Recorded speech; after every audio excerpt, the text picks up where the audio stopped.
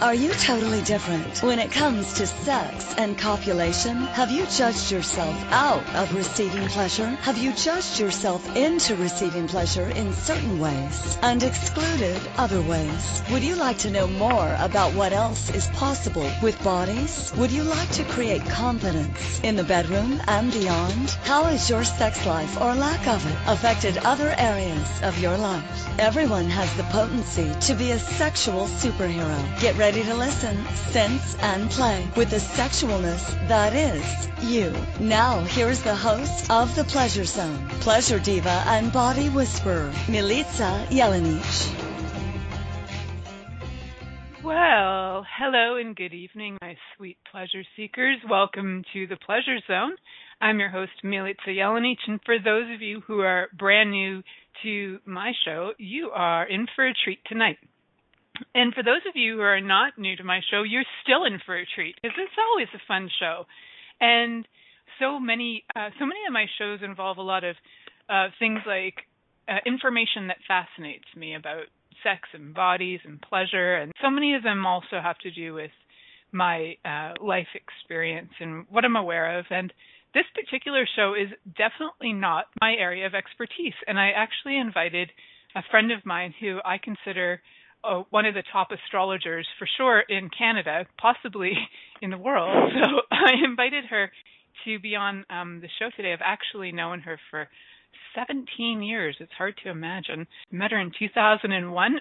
We were actually at an event together, and we were both doing tarot readings at the time for an event that was, I think we were raising money for something or other, 9/11 or something. And that's where we met. And so we've known each other and been in kind of crossing each other's paths here and there for the last 17 years. And I'd like to welcome Tara Greene, who she has in her life, she's done many things. If you ever check out her website, taratarot.com, you'll find that she's got about 500 different things that she's studied. And, you know, this is quite extensive, and her studies have been quite extensive as well. So she's studied with Psychologist Dr. Tana Dineen in 1990, who was a tarot master, also tarot master Joseph Peidelstein. I hope I'm saying his name right. He trained her and started her reading at corporate events in 1991. Tara's been a full-time professional psychic, intuitive reader since then. Tara's read for over 29,000 clients in 25 years worldwide, 27 years now worldwide, and is largely a self-taught astrologer, numerologist, and tealeaf reader. So I'm just wondering, you know, for one thing, I've actually never talked about astrology on this show whatsoever. So I think this will be quite different, quite fun, and an invitation to people who do listen to this show on a regular basis who might be looking for a little something different, too, that we don't normally discuss on this show. And so what kind of jumped into my world this week was when I asked Tara to be on the show. It was a very last-minute jump in a few days ago, and she so graciously said yes, even though she was like, what's happening? What's going on? I'm in. What is it? I don't even know. I'll say yes. was that I am aware that there's this a fascination for people about their astrological signs, and a lot of people have the point of view that their sun sign, which is like, you know, for example, I'm a Pisces because I was born on March 2nd. Well, that's not all there is to you, but we are certainly going to discuss a few of those traits that might come out. And I'm also going to invite Tara to talk a little more to us about what sort of like the whole, we'll see how much time we have, but what actually your chart can say about you as a lover, as you know, as a lover, as in relationships, how that works for you. And she does personal readings as well, guys. So if you really enjoy this show with her, just know you can contact her through her website as well, and you can set up appointments with her to have a tarot or tea leaf or an astrology reading. So, and Christine, who is the producer tonight, loves astrology. So this one's for you, girlfriend. And I want to welcome you, Tara, and say thank you so much for being on this show called Astrology Style. And there's my voice. astrology signs to the great level. So well, thank you, Milica. It's so wonderful to reconnect with you. And 17 years, that's a long time. And I'm really happy to be here. And astrology has just become super huge. It's everywhere, like the New York Times and the National Post and the Globe and Mail and every newspaper, magazine, whatever is totally into astrology these days. And there are apps that people use for compatibility. So, for young single people, or you want to know what you have in common with your friends, astrology has become the go-to to understand, is this going to work? Nobody has time. Am I compatible with this person or not? So I think it's really important that people do understand, some really basic things about their signs. Of course, with all of the information out there, you can check on websites every day and find out where the moon is, where Venus is, where Mars is. But if you're talking about, attraction, how do we start this, Milica? Yeah, so that's a great question. I think attraction can have many factors. We've got those biological responses, but I'm really curious about, are there certain signs that have a natural attraction to each other? And if so, what are some of those things that actually have people, enticed or go, oh yeah, that person intrigues me or entices me? It must be their Scorpio moon that gets me going. Like, what is it that has them so interesting? Yeah, I mean, and there's a lot of factors, but, what you want to understand, first of all, usually people tend to attract, if you look like you say, well, I always know Geminis, or I always know Leos, or I never get along with any Aquariuses, or something like that. So if you'll look, I mean, occasionally some people will have many different signs represented, or they're always having relationships, or they go, I never want to go near a Capricorn again, right? But really, if you want to understand yourself or anybody else at the really basic level, you have to understand the 12 signs in the zodiac are based on 4 elements.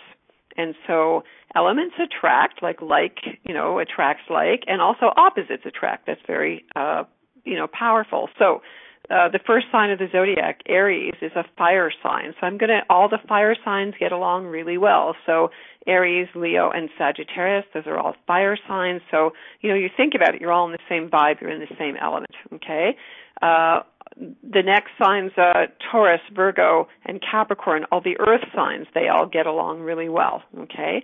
The air signs, Gemini, Libra, and Aquarius. I know most people think Aquarius is water, but it is an air sign. And air means the mind. It means thinking. It means communication. So for them, they're attracted through words, okay? And they get along harmoniously. Of course, the first 3 fire signs, fire represents spirit. It does have to do with passion. So those signs are, they burn with passion. They're hot. The earth signs are actually very sensuous. So if you're talking about pleasure, that's, Taurus, totally into pleasure. They're into sensuality, right? But all of the earth signs, in one form or another, are very grounded, very practical, so they're sensitive to touching things. And then the water signs, Cancer, Scorpio, and Pisces, those are emotional signs. And so they would feel more, you know what I mean? They have heightened senses, especially Pisces, because, they're the big psychic sponges of the zodiac, So also opposites attract. So Aries and Libra are opposites. They attract each other. Taurus and Scorpio are opposite. They attract each other. Gemini and Sagittarius, Cancer and Capricorn, Leo and Aquarius, Virgo and Pisces, okay? So, you just kind of in your mind think about, I'm always attracting this person, or I never get along with that person. And, you also have to remember that the signs can be masculine or feminine. So all of the fire and air signs are considered to be masculine, and all the water and earth signs are considered to be feminine. So there's a natural attraction, positive, negative. This is a dualistic universe, works on those symbols. Now, on a more simple level, if you really want to understand your chart, and these days it's free, you go to astro.com, that's one of the best websites. You put in your birth date, you put in where you were born, the location is absolutely important, and the time. Now, an astrology chart changes every 4 minutes. Although you can, if you don't know a birth time, just put in unknown, and you will see your chart pop up with all of the planets there. Okay, so you're not just your sun sign. Again, when we get into the nitty-gritty of relationships, it's the compatibility between the two people, especially Venus, which is the planet for women, and the planet of love and sexual love for women and sensuality, and then Mars, which is the masculine, but every person has their own Venus and Mars. So you have to kind of understand what they look like in your own personal chart, how they relate to each other. Are they relating to each other in a supportive mode, or are they kind of at odds with each other? And then what we usually do is we attract people who also fill out elements and parts, signs that are not represented very much in our chart to balance each other out. So, for example, in my chart, I'm very fiery. I'm a lot of fire and air. But I have very little earth in my chart. And my husband is a Capricorn, so he's earth. So he brings me down to earth. He grounds me. He balances me off. Although we don't want to project too much that the other person takes up the elements that we're missing. But it's it's an energetic thing. Okay. I love that, because there's so many people who are always looking to find the perfect mate, and sometimes they actually use astrology for reasons to that person's so balanced, that works for me, or that person is so that their chart, as much as I love them, their chart, I've actually heard people say this. So there are so many qualities that are in us, and what if we actually didn't have to use astrology as a weapon against people? Your chart says this, so I can never be with you, Yeah, and that's a bit too superficial. And astrology, as much as it's great, it's making a comeback, with younger people and all that. It's an ancient tradition, and you really have to honor the tradition and understand where it's coming from. So, the way astrology is presented these days is, nobody actually looks at the actual astrology charts, which is the actual basis. It's actually kind of sacred geometry. There's mathematics. I mean, years ago when I kept meeting astrologers, and before, people would draw these things out by hand, and I hated math. So I was going, I love this stuff, hate the math. I had to wait till there was computers, so you just, put in the info and just push the button, But you still have to understand all of those factors, and, there's layers and layers of complexity. So, the type of astrology that we know originated in India about 10,000 years ago, and it's a legal science in India today, and, when they match up couples to get married in India, you go to the astrologer.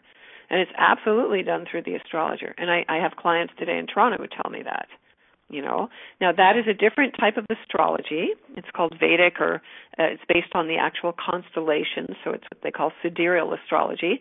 And then as astrology moved west, it went to Egypt and Babylon. The Babylonians were big astrologers, and then it went to Greece, and that's the basis of our foundation. And then the Arabs were big astronomers and astrologers. So being an astrologer, an astronomer, and a doctor were once part of the same shingle.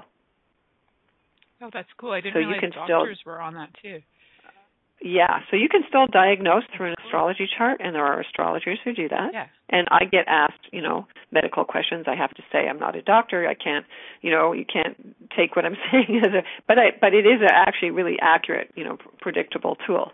So you can learn everything from an astrology chart about yourself and the other person. It's totally fascinating. Very cool. I know there's different styles of astrology as well. I had there's a lady who lives up here who years ago, actually it was I've known her for many years as well. She did a style of astrology called Huber. It was the Huber method, and so she talked a lot about the psychological factors involved. Mostly with yourself, what you're going through psychologically as your kind of your maybe your issues in life that need to be healed. That was her main focus through that style of astrology. But there's so many different ways people interpret things, right? There is a pretty basic understanding of what planets mean to us, and then there's a lot of interpretation that is kind of from the astrologer's perspective, or from their information as well that's involved. So that's kind of where astrology goes from, it is a science and it's also an art in so many ways with the interpretations, right? So I think it's so, when you are getting your chart done, definitely check the energy and go to the person that is that you feel is going to be the most contributive to what you would like. to get out of it. So definitely ask some questions before you choose an astrologer, because if you pick one and you put a lot of trust and faith in it, you might actually walk away kind of being devastated. So definitely ask some questions and ask, does this person match you? Because their energy and how they present for you is going to be it's going to be something it's either going to be something that you receive the information really well, or it could be something that you completely reject. So I think it's worth going to a person that you're willing to receive really well. It's easier for the astrologer. It's easier for the person who's going for the reading. Mm-hmm. If that makes sense. For people, yeah. So if people don't know what to expect, though, you know what I mean? You can ask the person what their focus is. I'm aware of Hoover Astrology. I have some of his books. He's a German, and most modern Western astrologers are mostly psychologically based. It is, the planets don't make us do anything, but we're in a kind of, you would call it a kind of quantum resonance at this point. Do you know what I mean?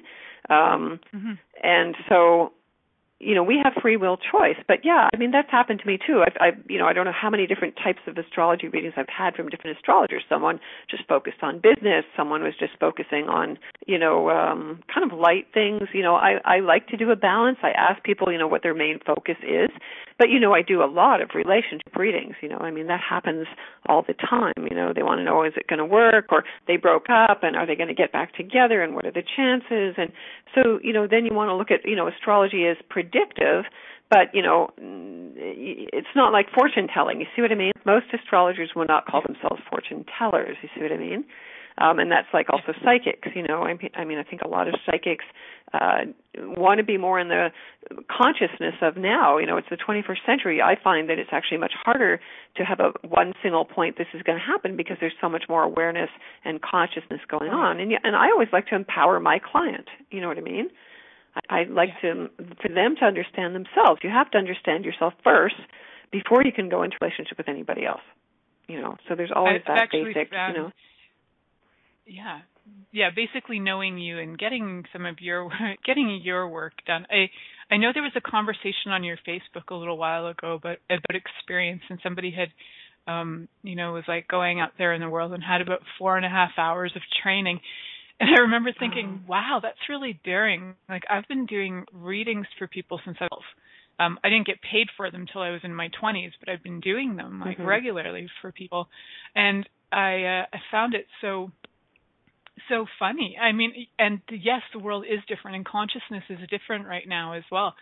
And at the same time, I do know that life experience and consciousness and awareness definitely contributes to more information, better information, and a way more holistic approach to reading. So yes, you might, and somebody could be 90 years old and only have 5 years of astrology readings, or they could be 20 and they could have been reading since they were 3. Like, I would go with somebody who has life experience and knowledge and training. Which Tara has all of that, guys. So just so you know, FYI. Then you're going to actually get some quality work. Like, would you go to a surgeon who actually never graduated? Probably not. So just saying, you want to go to the experts in the field. Yeah. So we are going to we're going to actually head off to break, and when we come back, I'd like to talk a little bit about what you're seeing right now. We were talking just before I kind of jumped in there. You had mentioned that right now on the planet you're noticing that even doing predictions for people is changing because of consciousness, because of what's available. I'd like to actually talk to you about where and what you are aware of with astrology and with relationships readings. What you see going on in the next 5 or 10 years, even. Because I could not have predicted probably 20 years ago when I started going public that readings would have changed so much, even in the last 20 years. It's quite astounding what's coming up. So I'm wondering if you have any awareness on that, or if astrology has any awareness on what it will be able to offer people in the future with all of our choices coming up. Okay. When we come back from break. Good question, Milica. Cool. Awesome. All right. Cool. Many of us have created a lot of limitations around sex and what we are willing to choose. What else is possible beyond what we have already seen, heard, or thought of? What if now is the time for a totally different sexual revolution, taking the taboo out of all aspects of sex, sexuality, and copulation by tuning in to the Pleasure Zone radio show with body whisperer Milica Jelenic. You'll receive tools, inspiration, and a foundation to allow yourself to receive more in your sex life and quite possibly other areas of your life as well. Listen for the Pleasure Zone with Milica every Monday at 8 p.m. Eastern Time, 7 p.m. Central Time, 6 p.m. Mountain Time, and 5 p.m. Pacific Time on InspiredChoicesNetwork.com. What if there's nothing wrong with you? What if you're far greater than you've ever given yourself credit for? What if it's time to know the gift and the contribution you are to the world and to like yourself a lot more? Hi, my name is Dane here. 13 years ago, I started to truly ask questions. Actually, I started to be the question, and everything changed for me. Asking questions opens doors to infinite possibilities. And it's not about finding the answer. It's about being the question.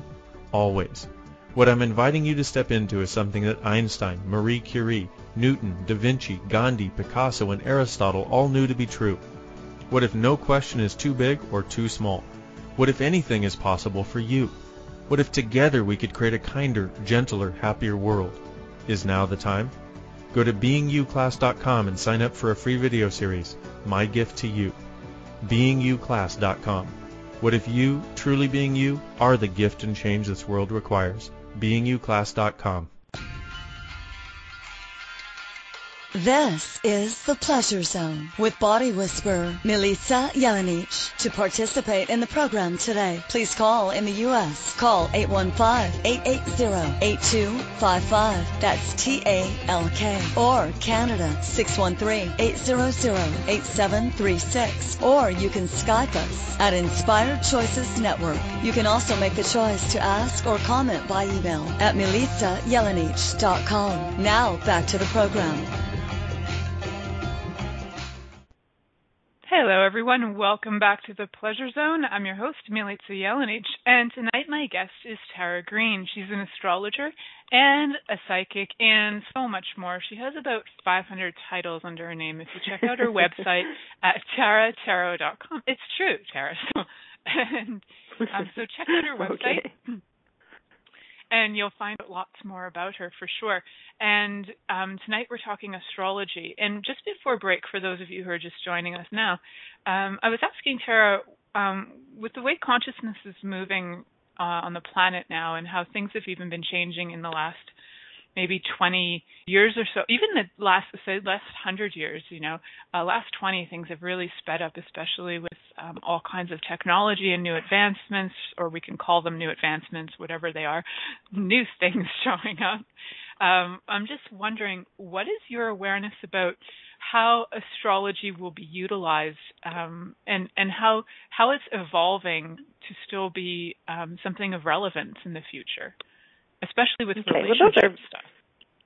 Yeah, those are really interesting questions, Milica. So, for example, when you talk about 20 years ago, the whole study about astrology is to try to understand, people's place in terms of the universe, because I think it's, everybody has always been attracted to the stars, because we do understand on a cellular level we are part of the universe. We are made of stardust, right? And so 20-year cycles are like kind of natural cycles. So, for example, in 2020, there's going to be a brand new astrological cycle or mini age, and those happen every 20 years when the planets Jupiter and the planet Saturn meet, okay? So the last time they met was in the year 2000, that was the beginning of, you're talking about 20 years ago, more or less, the dot-com boom, the beginning of the 21st millennium, and they were in early Taurus, which is an earth sign, which is about practical resources, and when they meet again in 2020, Jupiter and Saturn, it'll be at the beginning of the sign of Aquarius, and everybody's heard of this is the dawning of the age of Aquarius, right? And nobody knows exactly when the age of Pisces started, which is the age we're moving out of, so there's always kind of debate about that, never mind Gregorian calendars or, whatever. So there's different debates. Now, when you look at, the outer planetary cycles, well, for example, this week, there's a new mini age is ushered in, and by the planet Uranus. And if you're talking about new technology, Uranus is the planet of new technology, of invention, of geniuses, of higher consciousness, and it's going to enter the sign of Taurus, actually, on May the 17th, in a month. And then it's going to retrograde back, all the planets do retrograde back into Aries, and then it'll move into Taurus for the next 7 years, okay? So that's a different age. So, you know, they have Sophia, the AI robot. Some young people just invented a new AI astrology program, which is really popular. And so there's no real astrologer because it is all, we're dealing with mathematical formulas, actually. So computers can interpret astrology charts very easily. But as for, when you're looking at big grand cycles, the big outer planets, Uranus, Neptune, Pluto is still a planet according to astrologers. I still believe it will get that status back. And those planets, as they move around, create like the 60s, like Uranus and Pluto, when they were together in Virgo in the 60s, literally created the 60s revolution.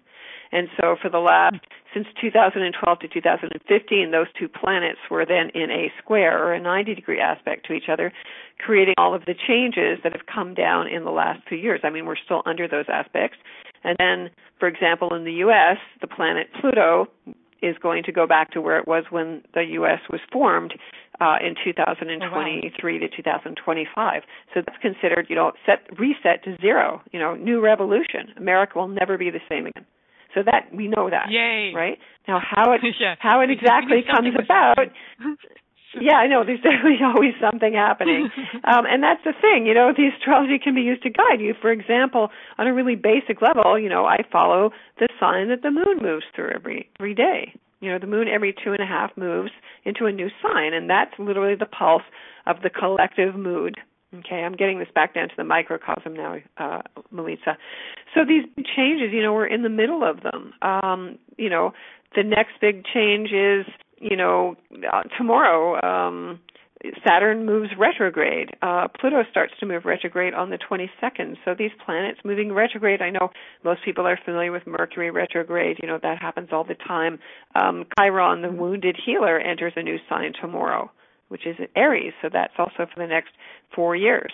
So there's always these little mini cycles going on, but these much longer ones that only happen, once every few years. So, Uranus in Taurus is an interesting one because Taurus is the first earth sign, and it is about being in the body. It is about going, hey, this is the Garden of Eden. I get to enjoy, feel, smell, touch, very sensuous.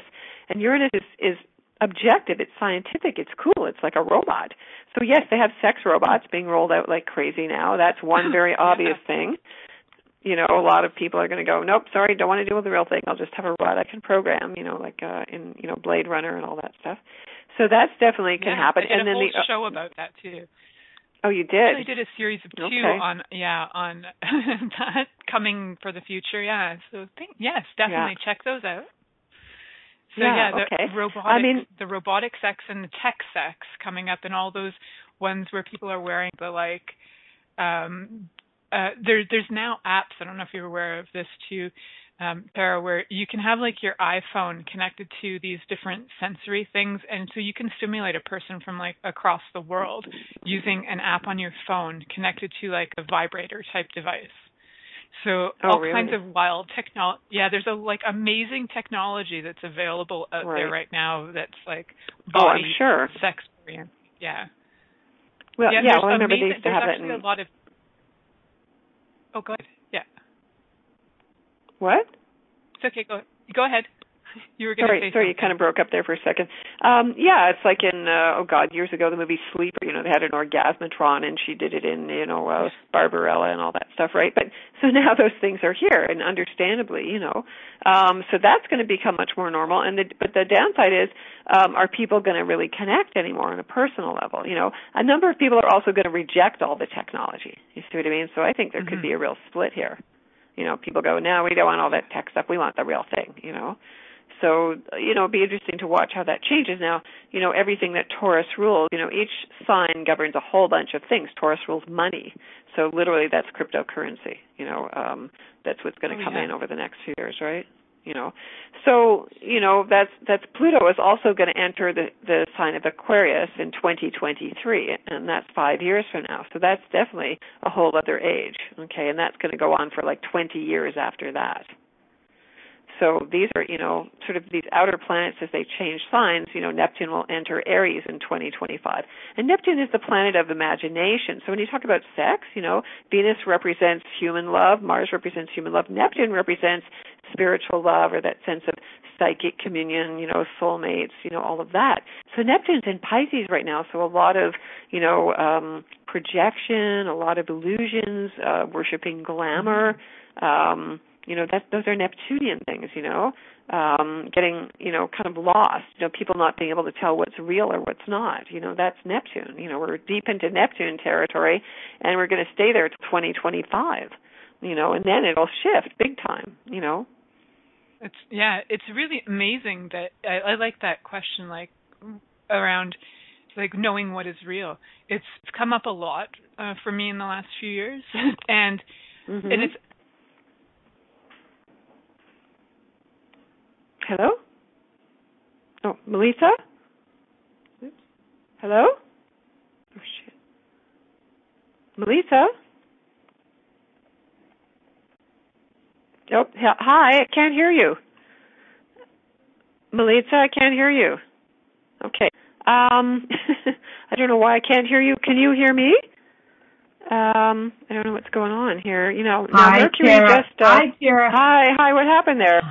Hi, Tara. It's Christine, the producer. Milica must be having some fun with our wonderful storms we've got going on. So she'll be calling in shortly. So we're going to take a quick break, and when we get back, I'm sure Milica will be back, and we'll continue with this great conversation. So stay tuned, everyone. You are listening to The Pleasure Zone with Milica Jelenic and her wonderful guest, Tara, tonight, where we're talking about Tara Greene, where we're talking about astrology signs and who is a great lover. Stay tuned. We'll be right back. Many of us have created a lot of limitations around sex and what we are willing to choose. What else is possible beyond what we have already seen, heard, or thought of? What if now is the time for a totally different sexual revolution, taking the taboo out of all aspects of sex, sexuality, and copulation by tuning in to the Pleasure Zone radio show with body whisperer Milica Jelenic. You'll receive tools, inspiration, and a foundation to allow yourself to receive more in your sex life and quite possibly other areas of your life as well. Listen for the Pleasure Zone with Milica every Monday at 8 p.m. Eastern Time, 7 p.m. Central Time, 6 p.m. Mountain Time, and 5 p.m. Pacific Time on InspiredChoicesNetwork.com.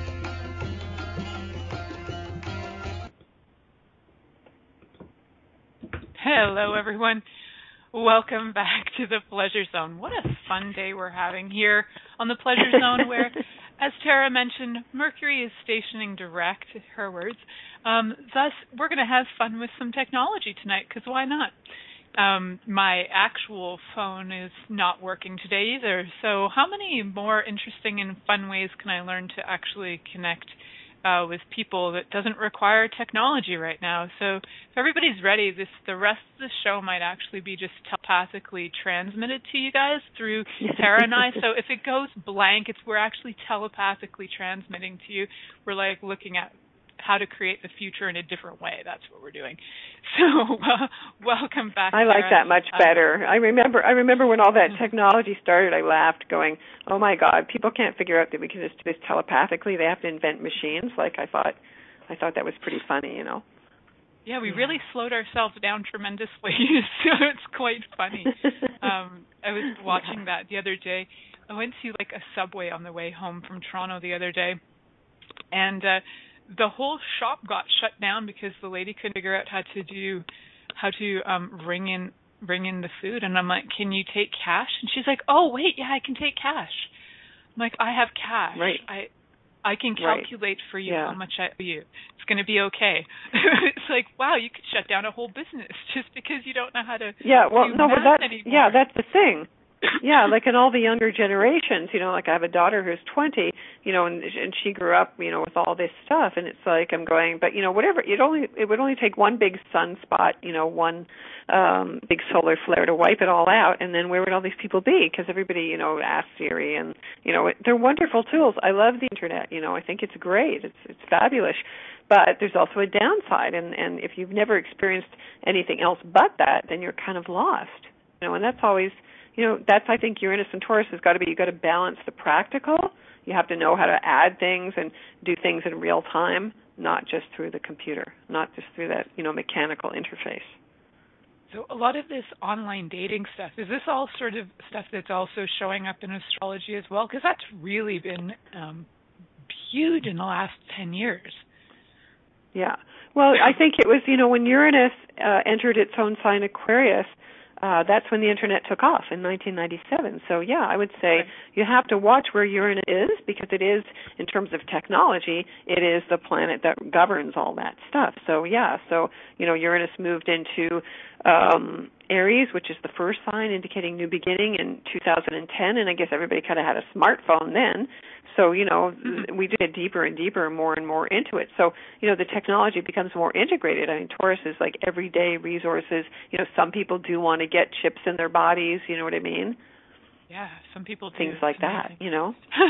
So, I mean, and I would never do that, but, Me either. So you were saying that, Uranus is moving into Venus soon? What's going on with that? No, Uranus is moving into Taurus. Uranus is moving into the sign of Taurus. Right. Okay, cool. Okay. So Uranus is moving into the sign of Taurus. Yeah. Okay. On May 17th. And I'm talking. What's that? I'm not sure what just happened in the background. I can't hear you. Yeah. I can hear. We're getting an echo? Can you hear me now? Oh, interesting. Yeah, I can hear you. Wow. Okay, cool. That was wild. So welcome to the land of, now we've got entities joining us. That happens on my show sometimes, too. Doesn't get any better than that. You guys can pay for sessions and leave now. Thanks.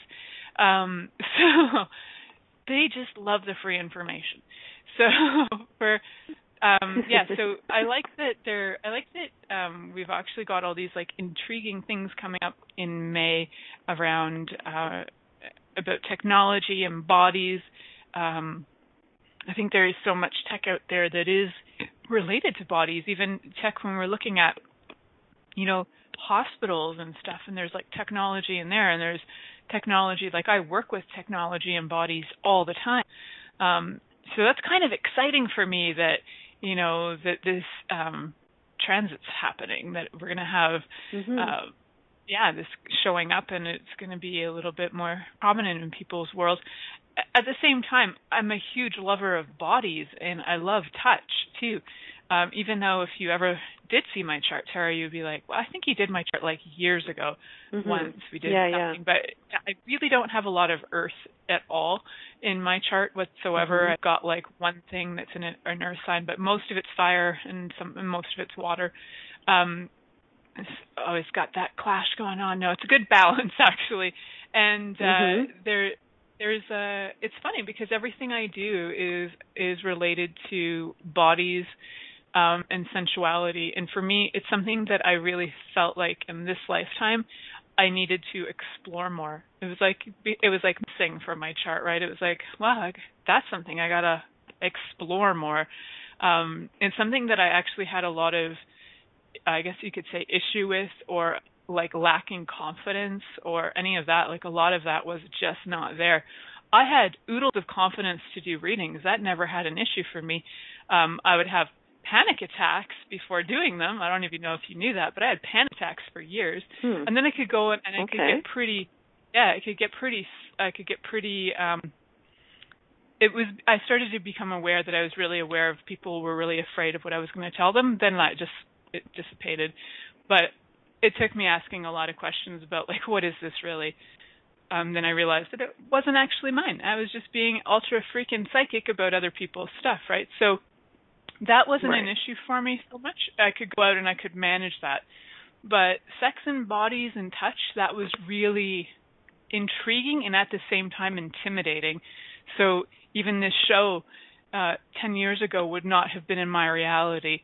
it was like, for me, this was like a something that I knew I had to be able to do something more body oriented and to talk about stuff about that as well, because I really don't have a lot of air in my chart either, which is hilarious, but I have a sex talk radio show. So look at it, you're like, wow. I find what happens, what I find what happens is, I don't have very much earth in my chart either, and so we tend to, in a way, go on to the other side. You know what I mean? We kind of realize naturally whether we're aware of it or not, and that's why I find astrology so fabulous, is to look back at events that happened, why they happened at that time in your life, and then if you understand the way the astrological aspects were affecting you, the planets moving around, you go, wow, okay, that was bang on, So, I would say we tend to, I don't have much earth in my chart either, and so it's kind of like I do something where I work very hard and it's very practical and I'm very focused on certain things. It takes a great deal of effort. Like my husband's a Capricorn, so for him it's like piece of cake. Everything's got to be very real, very hands-on. Do you know what I mean?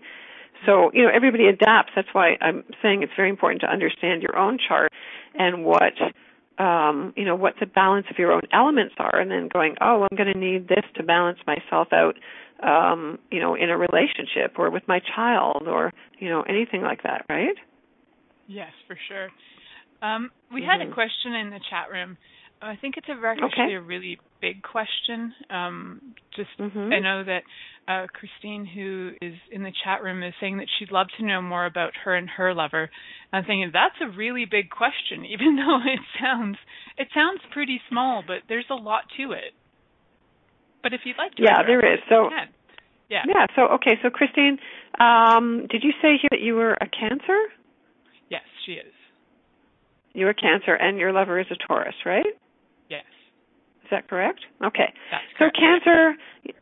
Cancer in general is, it's a water sign, and it's considered to be traditionally the most mothering, the most nurturing. So usually you're out there kind of momming everybody, right? So Cancers are super sensitive, very moody. Cancer is ruled by the moon. So you would feel the phases of the moon, like a full moon, or even as the moon changes signs more than most people. All water signs are that kind of reflective or sponge-like energy. So you need a lot of emotional security, and your home is really your palace. That's where you love to go and kind of feel safe, right?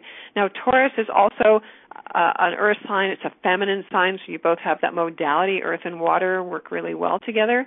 But, if you put water and earth together, they can be muddy, you know what I mean? Or you can use that to build things with, so they all have a positive and a negative sign. Tauruses are very solid, you know what I mean? You could depend on a Taurus. They move kind of slow and steady, they are usually very big and strong, like a Taurus, like a bull, very sensuous. So the way to a Taurus's heart, and Cancer, in a way, is through their stomachs, but in different ways. Like Cancers love to eat and love to cook, and your stomach gets, sensitive very easily. But Tauruses, they love to be touched and massaged, and they have good taste. They like beautiful things. They appreciate beauty, So there's that love of really enjoying the earth plane, I would say, in general, But, Tauruses are very stubborn, okay? And so it's very hard to get them to move, and they hate change in general. I'm being very general about this because, of course, it's all the other things. It's how your moon's, what sign the moon is in, what sign Venus and Mars are in.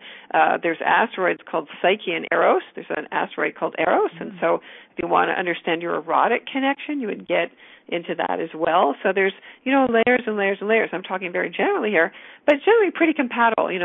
Taurus will make sure that, you have a home and they take care of the home and you can be, relied on and they're there for you, So there's a really nice compatibility there, right? I'm so glad you said that, Tara, because now she'll be able to listen to this again and I won't have to remind her of that every week. Okay. That's great. No, I love her. Right. She's funny. And they're all, Taurus owns real estate. So they're often really good at that, or anything to do with the land. They like to garden. They like to make things. They're artistic. Taurus rules the throat, so they're often good speakers or singers.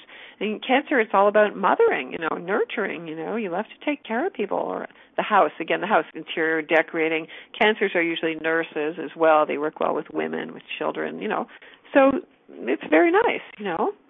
Yeah, sweet talker. That's a good way to talk about a Taurus. They are sweet talkers, That's So awesome. I think that's a good combo, There's just way more to it than that, but is that good, Steve? For sure. Yeah, because you know what? She can always, I don't know if she's ever had her full chart done, but she could always for sure get her chart done with you, which would be super cool too, sure. darling. Go for it. Yeah. And the compatibility charts. I highly recommend compatibility charts for everyone, although here's irony for you. The only relationship I didn't get a compatibility chart for is my husband. And I never even looked at it. I just went fully on my gut instinct. And never had the chart done, which is pretty funny because every relationship probably from the time I was 20 till this relationship, I'd always got them done. I wanted to have fair warning, like what to be aware of. That's mostly what I was like, okay, what do I need to be aware of about this person? And at the time I wasn't really like able to kind of see for myself in the same way that I can now, but at the time, I was like not so confident about it, and it worked really well for me. That information was awesome, and I didn't always follow it because I thought, well, yeah, the astrology says this, but no, look, they're doing, and even though astrology would even say, like, yeah, the person's like some manipulative tendencies, there was like stuff that would come up, and I was, no, I'll just wash that away and my Piscean way because everything's love and joy and we're all going to have a happy kumbaya festival. But there is valuable information that you can use in these, and I highly recommend. And, guys, it's not just about relationships that you're having sex with people. You can have compatibility charts with, like, anyone, right? Like, you could have them with your children if you want, right, Tara? Yeah. Or your boss or whatever, Oh, absolutely. Absolutely. And, for example, wedding days. I do, people pick out wedding date astrology, very important, for example. Or, they have little apps like that now. I mean, I don't know how serious they are. I did one for my daughter the other day on the astrology program I have on my phone, and it gives you, 10% love, how much, you share this and that, and they kind of rate all those things. And, you can, some of it, if it's, because astrology is like mathematics. So in a way, you can kind of average it out. But, it's also an intuitive thing. And so a good astrologer, once they've learned the 1,200 basic aspects that can be in any chart, it takes a lot of years of practice of going through it to really understand how to intuit it. And for me, I use these, I'm looking at your astrology chart right now, Melissa. It becomes an intuitive, like an interface, So, I go, okay, okay, I see what's going for you. All right. So, it becomes the longer you've done it, the more you've done it, just like anything else. You know how to respond to it. It starts talking to you, right? Yeah. Yeah, 1,200 So I just want to mention a lot of information to know. It's a lot of information. Okay. And so your original question back there was how it's changed, and I find that people are more sophisticated.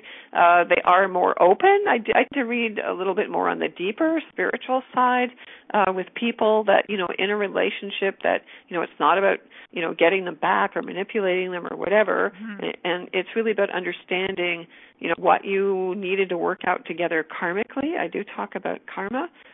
Because I do believe that the people you're, most connected to and the people you can't stand, those are people you have karmic connections with. And, you have to be as conscious as possible to go, what am I repeating unconsciously? I don't want to keep creating the same mess. Do you know what I mean? Absolutely. And that's why we're drawn to certain people. It's to work those things out, The karmic would be attraction. Tool. Yeah, it's an excellent tool for really getting to, and I would use astrology too when I was doing the relationship charts and then I would go and I would have my Gestalt therapy sessions or my Reiki sessions or whatever, my past life sessions. I did that for like 14 years weekly.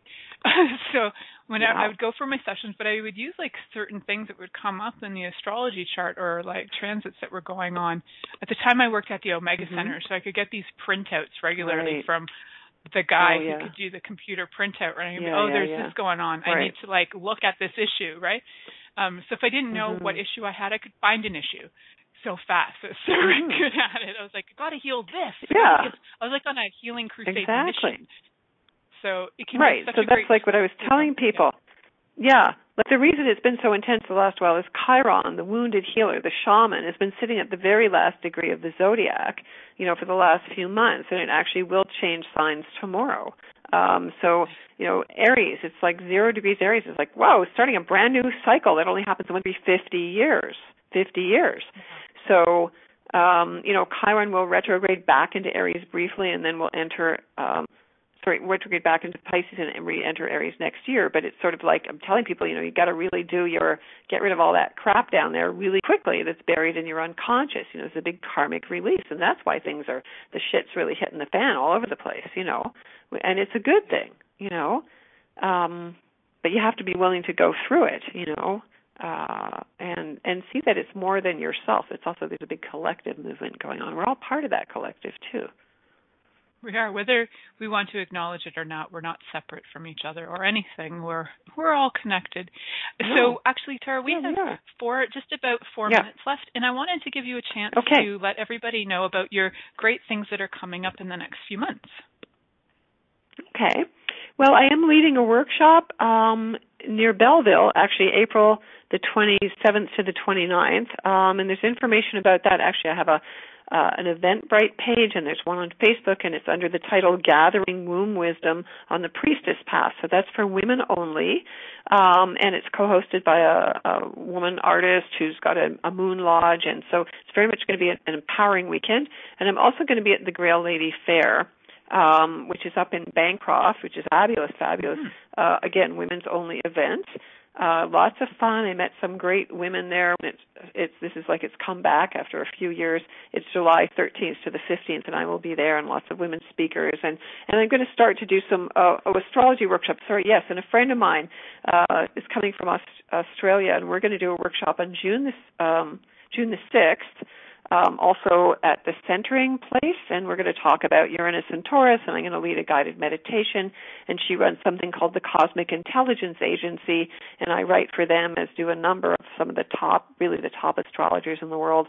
They have a big Facebook page. They have 1.5 million likes on Facebook, and so those are a few things coming up, and I'm going to start teaching because I've had so many people ask me to give workshops in astrology and tarot and things like that. So that's all fabulous stuff. That's awesome fun, Tara. Is that all on your website for people as well? They can find it's actually, no, it's not all on my website. It's Facebook. If you go to Facebook under events, April 27th, Gathering Womb Wisdom on the Priestess Path. This one was just decided June the 6th. I'm going to put something up because we just got the location. Also best to see that on Facebook. I will put it up on my website as well. And people can contact me through my website, www.taratarot.com. If you want more information, you can just contact me directly as well. That is awesome. So very fun, guys. There's lots going on out there where you can connect and learn more about astrology. Do that with Tara. Why not? She's been on the show. You guys have met her now. And you can have personal readings with her. Join her one of her classes. If you're a guy and you can't make it to one of those all-women's retreats, maybe she's got something for men in the works that we're not aware of yet. So how fun would that be? And okay. I've always got stuff for men, let's face it, guys. You guys know that. So whatever you're looking for, there's stuff out there. Definitely stay curious, stay turned on, stay tuned in. And also, if you are looking for anything other fun things to do, please check out my website, jelenic.com. You'll find random classes that I've got going on. Right now I've got a series. It's a year-long series that you can still join. Just had somebody join the other day, where I go live in a private Facebook group every week for 1 hour, and I do readings for everybody who is there.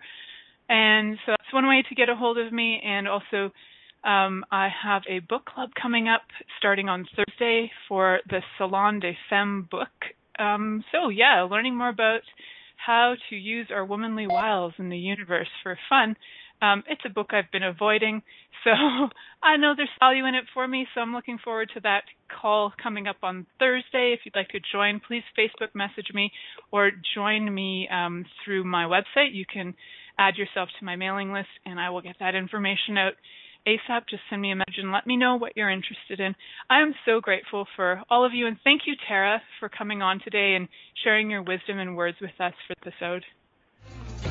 Well, thank you, Milica. My pleasure to be here. Thank you for choosing to listen to The Pleasure Zone. Milica Jelenic will return next Monday at 8 p.m. Eastern Time, 7 p.m. Central, 6 p.m. Mountain, and 5 p.m. Pacific on InspiredChoicesNetwork.com. We hope you'll join us. Until then, have the best week of your life by choosing to be turned on and tuned in to your body.